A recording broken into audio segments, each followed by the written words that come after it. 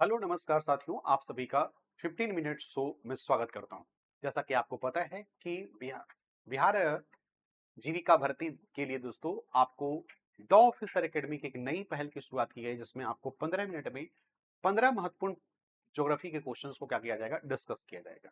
तो चलिए दोस्तों, एक बार हम क्या करते हैं, इन महत्वपूर्ण प्रश्नों को शानदार विश्लेषण के साथ आपके समक्ष क्या करते हैं, प्रस्तुत करते हैं।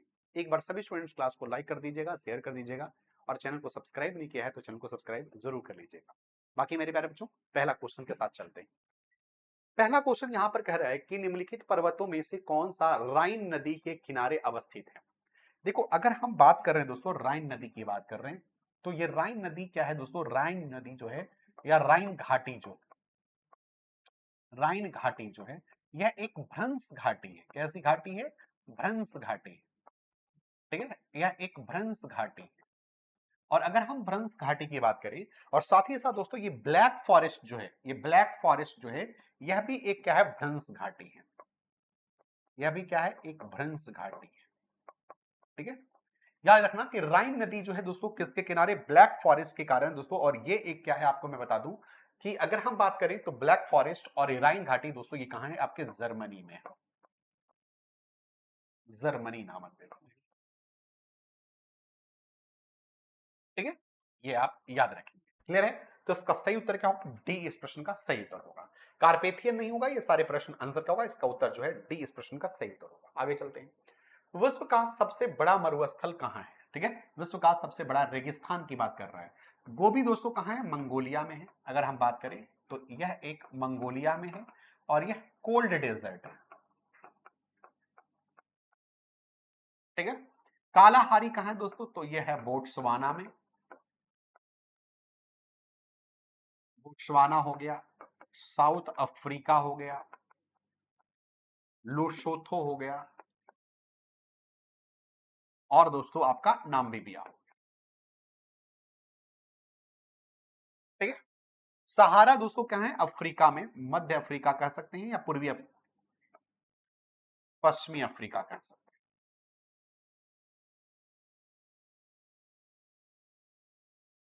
ठीक है, थार दोस्तों आपका पाकिस्तान में है, इंडिया और पाकिस्तान में।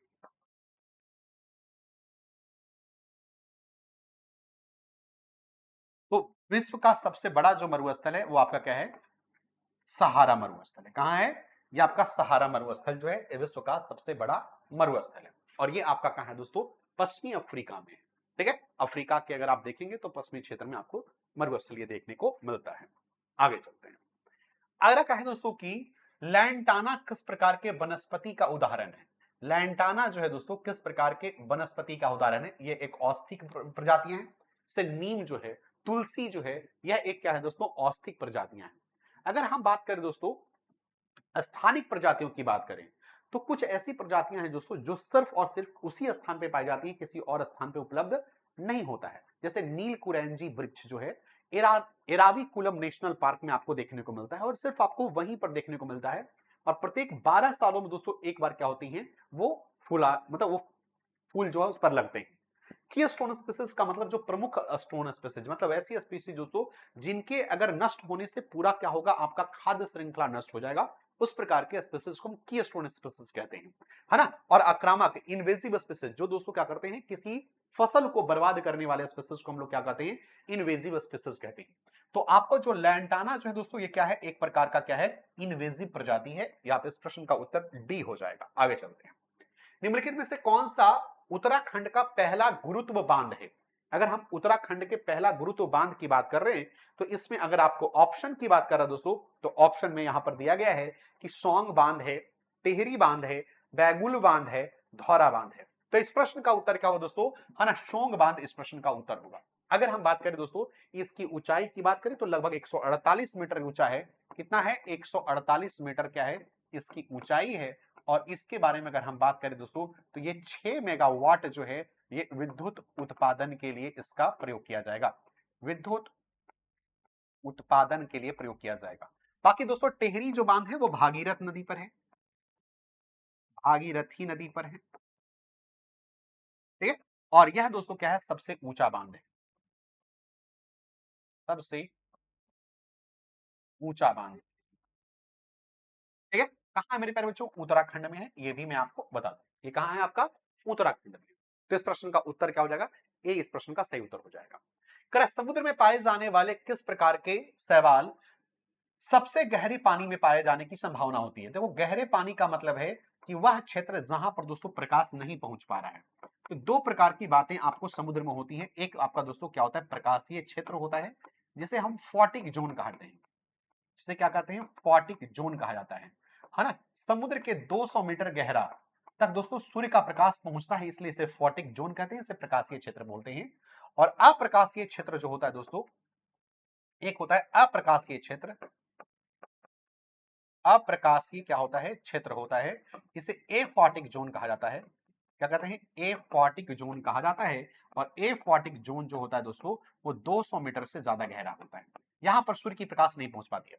तो सूर्य की प्रकाश नहीं पहुंच पाएगी दोस्तों, वहां पर किस प्रकार के दोस्तों आपको मिलेंगे?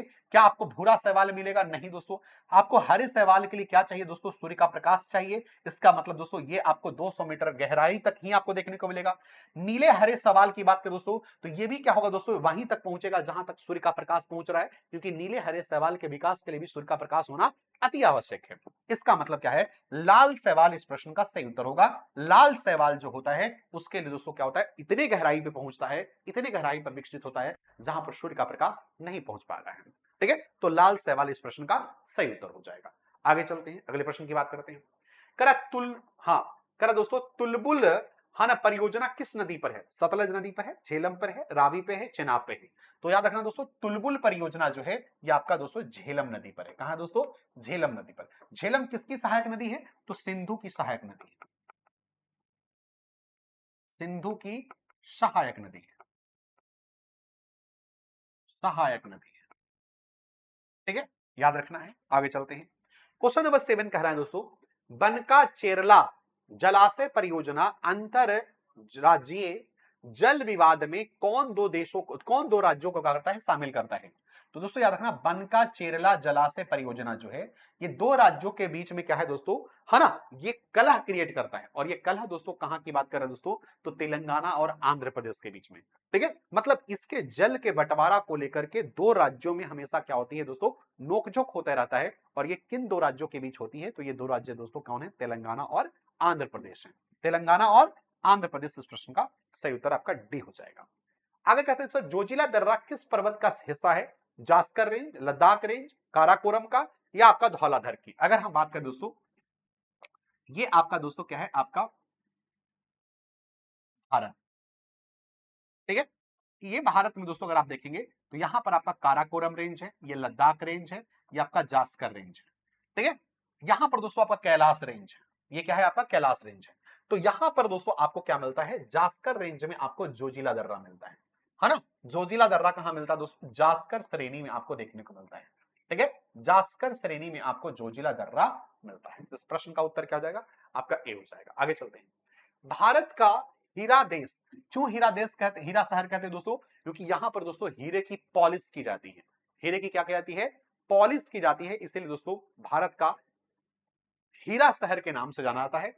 और इसका सही उत्तर क्या हुआ दोस्तों? इसके हम सही उत्तर की अगर बात करें तो इसका सही उत्तर आपका क्या हो जाएगा? सूरत हो जाएगा। गुजरात का शहर सूरत में दोस्तों क्या होता है?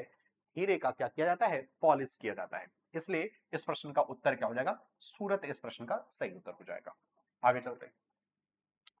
पृथ्वी के चुंबकीय क्षेत्र के लिए जिम्मेदार कौन है? पृथ्वी के चुंबकीय की बात करें दोस्तों, है ना, या फिर रेडियो एक्टिविटी घटना की बात करें, रेडियो एक्टिविटी की घटना की बात करें, रेडियो एक्टिव घटना की बात करें, तो इसके लिए जिम्मेदार क्या होता है दोस्तों? आपका बाहरी कोर होता है। कौन होता है? बाहरी कोर होता है। आपको पता है ना कि ये आपके पृथ्वी के कुछ अंश की अगर हम बात करें तो पृथ्वी में सबसे पहले क्या होता है? क्रस्ट होता है। ठीक है, फिर आपका मैंसल होता है,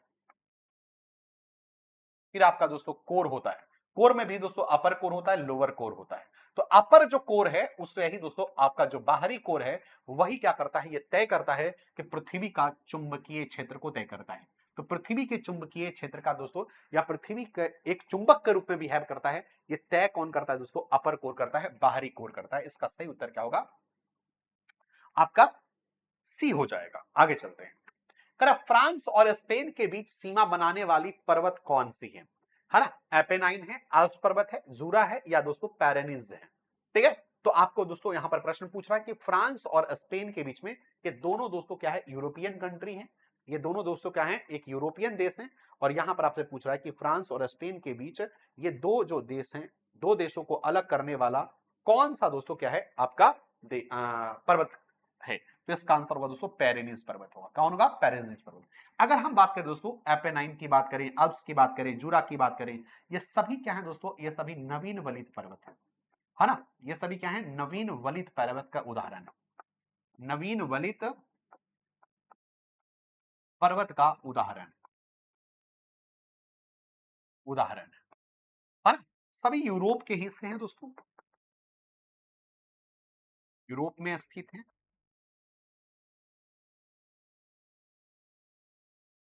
ठीक है, याद रखिएगा। तो इसका उत्तर क्या होगा? पेरेनिस इस प्रश्न का सही उत्तर होगा।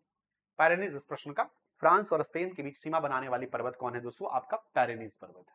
क्लियर है? आगे चलते हैं। अगले प्रश्न की बात करें, निम्नलिखित में से दोस्तों रेसिडुअल पर्वत, रेसिडुअल पर्वत का मतलब दोस्तों वह पर्वत जो क्या है दोस्तों?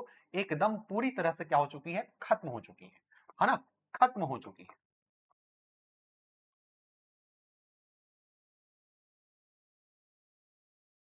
ठीक है, रेसिडुअल पर्वत का मतलब क्या है? कि जो दोस्तों भारत में अगर हम बात करें रेसिडुअल पर्वत का मतलब क्या है दोस्तों? अब उसके कुछ आंशिक भाग बचा है ना? मतलब वो बहुत पहले उसका निर्माण हुआ था। ठीक है, वो दोस्तों प्री कैम्ब्रियन काल में उसका निर्माण हुआ था। ठीक है, वो आपका प्री कैम्ब्रियन काल में उसका निर्माण हुआ था, लेकिन अब उसका दोस्तों है ना अपर्दन होते होते होते होते होते दोस्तों उसका कुछ ही साफ क्या हुआ? बचा है। तो वो कौन है दोस्तों? आपका अरावली है ना? अरावली जो है दोस्तों इस प्रश्न का उत्तर होगा। अरावली की सबसे ऊंची चोटी का नाम दोस्तों गुरु शिखर है, और गुरु शिखर की ऊंचाई कितनी है दोस्तों? 1722 मीटर। 1722 मीटर। आपकी जानकारी के लिए बता दूं कि जब अरावली का निर्माण हुआ था तब दोस्तों ये हिमालय से भी ऊंचा हुआ करती थी, लेकिन दोस्तों अपर्दन की प्रक्रिया के साथ साथ दोस्तों इसकी ऊंचाई घटती गई, और आज इसकी सबसे ऊंची चोटी की ऊंचाई कितनी है? 1722 मीटर। इसका मतलब अब ये क्या हुआ? रेसिडुअल के रूप में बचा है। अब ये आंशिक रूप से कुछ हिस्सा इसका क्या है? बचा है, इसलिए रेसिडुअल पर्वत होगा। बाकी दोस्तों ये क्या है? आपके दोनों जो है दोस्तों, ये आपके क्या है? ज्वालामुखी पर्वत है। ये आपका क्या है? ज्वालामुखी पर्वत है ना? और ये आपका दोस्तों नवीन वलित पर्वत है।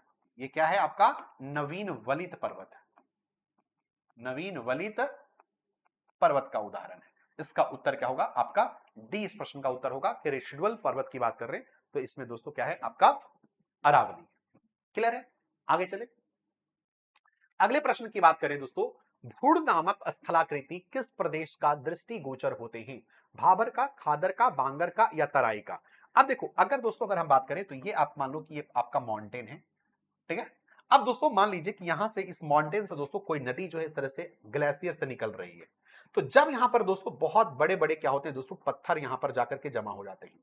ये बड़े बड़े जो पत्थर आकर के जमा हो जाते हैं, यहां पर दोस्तों पत्थर जहां पर दोस्तों नदी क्या होती है? समाप्त जैसी प्रतीत होती है, इसे दोस्तों भाबर कहते हैं। क्या कहते हैं? इस क्षेत्र को क्या कहते हैं? भाबर कहते हैं। इसे दोस्तों भाबर कहते हैं। इसके आगे अगर आप आएंगे दोस्तों तो क्या होता है? एक रीजन होता है जिसको हम लोग तराई रीजन कहते हैं। क्या कहते हैं? तराई कहते हैं। ठीक है, इसके आगे आते हैं दोस्तों तो यहां पर क्या होता है? नवीन जलोढ़ मिट्टी होती है। यहां पर नवीन जलोढ़ मिट्टी होती है, और इसके बाहर जो होती है दोस्तों ये क्या होता है? पुरानी जलोढ़ मिट्टी होती है। ये पुरानी जलोढ़, नवीन जलोढ़ मिट्टी को हम लोग खादर कहते हैं। इसको दोस्तों खादर कहा जाता है। और इसके पुरानी जलोढ़ मिट्टी को दोस्तों हम लोग क्या कहते हैं? बांगर कहते हैं। क्या कहते हैं इसको? बांगर कहते हैं। ये जो बांगर होती है इसी को दोस्तों भूड़ के नाम से जाना जाता है। तो इसका सही उत्तर क्या होगा? इसका सही उत्तर आपका सी इस प्रश्न का सही उत्तर हो जाएगा। क्या होगा? सी इस प्रश्न का सही उत्तर हो जाएगा। आगे चलते हैं।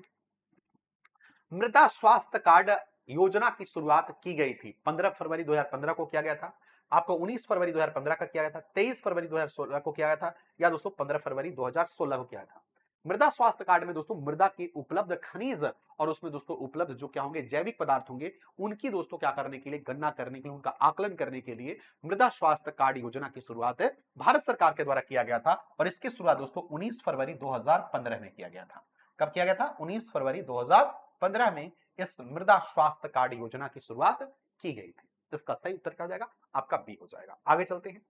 करायूराल पर्वत किस प्रकार की पर्वत है? एक पुराने वलित पर्वत है, आपका युवा पर्वत है, भ्रंशोत्थान पर्वत है, या ज्वालामुखी पर्वत है? तो दोस्तों यूराल पर्वत जो है अगर हम बात करें तो ये दोस्तों आपको यूरोप और एशिया को क्या करता है, ये अलग करता है ना। यूरोप और एशिया को क्या करता है दोस्तों, ये अलग करता है। यूरोप और एशिया को क्या करता है, अलग करता है। और यह एक प्रकार का क्या है दोस्तों, पुराना वलित पर्वत है, आपका old fold mountain. Old fold mountain यह क्या है दोस्तों, आपका पुराना वलित पर्वत है। तो इस प्रश्न का सही उत्तर क्या हो जाएगा, ए इस प्रश्न का सही पर्वत, ए इस प्रश्न का क्या हो जाएगा, सही आंसर हो जाएगा। बाकी मेरे प्यारे बच्चों आज हमने ये आपको है ना 15 मिनट सो के ज्योग्राफी क्लास में दोस्तों खास करके बिहार जीविका 2025 की भर्ती के लिए दोस्तों था। तो ये हमने आपको 15 मिनट्स में दोस्तों 15 इंपॉर्टेंट क्वेश्चंस शानदार विश्लेषण के साथ हमने आज कंप्लीट किया। बाकी मेरे प्यारे बच्चों अगर ये क्लास आपको अच्छा लग रहा है तो क्लास को लाइक कीजिए, शेयर कीजिए, चैनल को सब्सक्राइब कीजिए। Thank you so much, bye bye, take care, have a nice day, see you tomorrow.